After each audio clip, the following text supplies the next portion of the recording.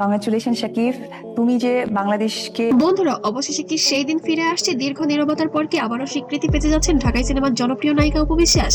আর ঠিক এমন সময় সোশ্যাল মিডিয়ায় ভাইরাল হয়েছে কিং খানের এক রহস্যময় বার্তা। হ্যাঁ বন্ধুরা, আমরা কথা বলছি সাকিব খানকে নিয়ে। কি ছিল সেই বার্তায়? হঠাৎ কেনই ভক্তরা বলছেন এটা কি অপুর জন্যই?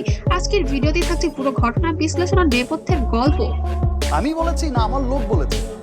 তো এটা কে বলেছে ভাই? আমরা শুনেছি একজনের কাছ থেকে দুজন এই বিষয়টা কিন্তু সাকিব অপুর সম্পর্ক মানে ইতিহাস, ভালোবাসা, বিয়ে, গোপন সংসার, সন্তান, তারপর প্রকাশ্যে আসা বিচ্ছেদ, সব মিলিয়ে এই জুটির গল্প জানো। সিনেমাকেও হার মানায়। এক সময় যাদের জুটি ছিল সুপারহিট, আজ তারা আলাদা। আর আপনারা জানেন এর আগে বুবলির সাথে হয়তো অপুর একটা ক্ল্যাশ হয়েছে, অপুই করেছে অপুর পথের যাত্রী। কিন্তু প্রশ্ন হলো, সম্পর্ক কি সত্যি শেষ? সম্প্রতি একটি ইভেন্টে সাকিব খান বলেন, আমার জীবনের কিছু মানুষ সবসময় স্পেশাল থাকবে। এই একটি লাইনে যেন আগুন ধরিয়ে দেয় পুরো দুনিয়ায়। কার কথা বললেন তিনি? কারণ তিনি নাম বলেননি, কিন্তু টাইমিংটা ছিল সন্দেহজনক। ঠিক তার আগেই এক সাক্ষাৎকারে অপু বলেন, আমি কখনো কাউকে অসম্মান করিনি, আমার সন্তানের বাবাকে সবসময় সম্মান করি। এই দুই বক্তব্য কি কাকতালীয়, নাকি এর পেছনে আছে নতুন কোনো ইঙ্গিত? ভক্তরা বলছেন সাকিবের এই বক্তব্য সরাসরি অপুর উদ্দেশ্যে, কারণ সম্প্রতি অপুকে নিয়ে কিছু ইতিবাচক মন্তব্য করেছেন ঢালিউড কিং সাকিব খান। সন্তানের ভবিষ্যৎ নিয়ে দুজনের ভাবনা কি এখন মিলছে? তো সেটা তো অবশ্যই আমার সন্তানের বাবা না, আমার সন্তানের বাবাকে যারা হিপনোটাইজ করেছে। আমরা তো তিনজন খুবই ভালো ছিলাম। ঘনিষ্ঠ সূত্র বলছে তাদের মধ্যে যোগাযোগ বন্ধ নেই।